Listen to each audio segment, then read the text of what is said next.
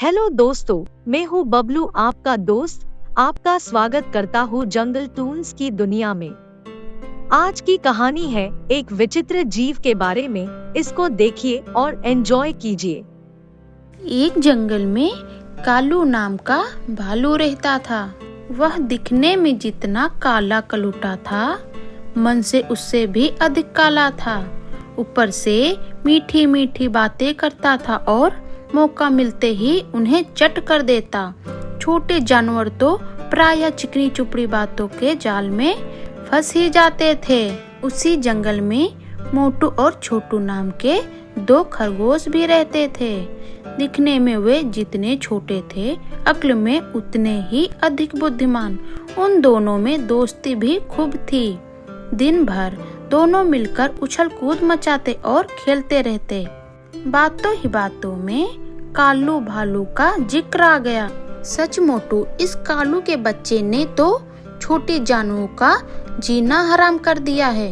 वह रोज ही किसी न किसी को अपने जाल में फंसा ही लेता है।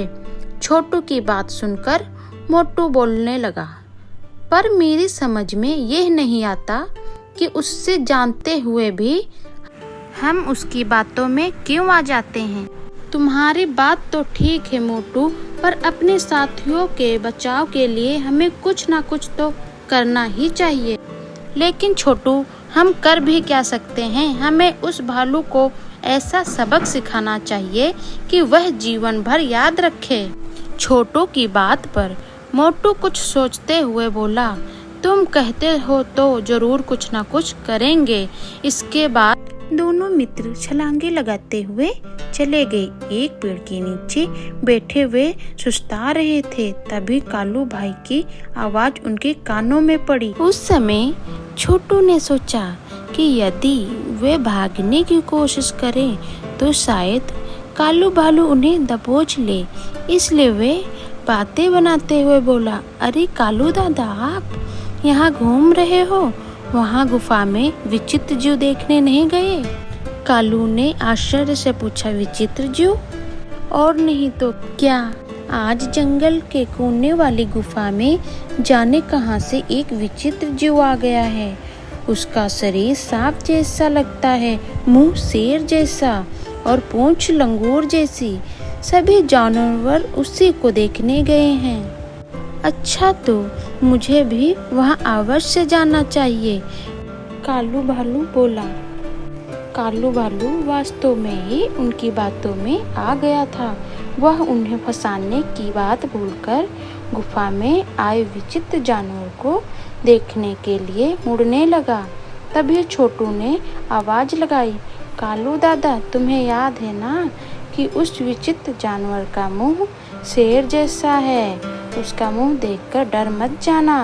आप ध्यान से गुफा में घुसकर उसे अच्छी तरह से देखना, बड़ा आनंद आएगा आपको। छोटू की बात सुनकर कालू अकड़ते हुए बोला, शेर का मुंह तो क्या, वह असली शेर भी हुआ तो मैं डरने वाला नहीं। इतना कहकर कालू भालू विचित्र जानवर को देखने की उत्सुकता में गुफा की ओर चल पड़ा। उसी समय मोटू और छोटू खरगोश भी दौड़ते हुए दूसरे रास्ते से गुफा के पास पहुंचकर छिप गए।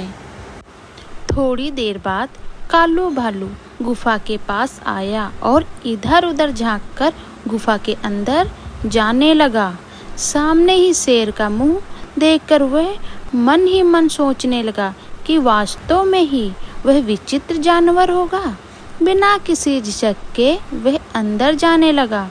कुछ ही क्षणों बाद कालू भालू गिरता पड़ता गुफा से बाहर की ओर दौड़ता आ रहा था। बेचारे के शरीर पर कई जगह गहरे घाव हो गए थे। का हो कालू दादा, देख लिया विचित्र जानवर? छोटू ने पूछा तो मोटू भी बोल पड़ा, अब तक तो तुम बातों में फंसाकर छोटे जानवरों को मारते थे, आज तुम खुद भी बातों के जाल में फंस ही गए। तो दोस्तों, जैसा आपने देखा कि कैसे कालू भालू को दो छोटे खरगोशों ने सबक सिखाया, इसे हमें ये सीख मिलती है कि हमें किसी को छोटा नहीं समझना चाहिए और किसी की मासूमियत का फायदा नहीं उठाना चाहिए, नहीं तो हमारा हाल भी कालू भालू की तरह हो सकता है। तो दोस्तों, दोबारा मिलेंगे जंगल टून्स की दुनिया में एक नई कहानी के साथ। गुड बाय और जय हिंद।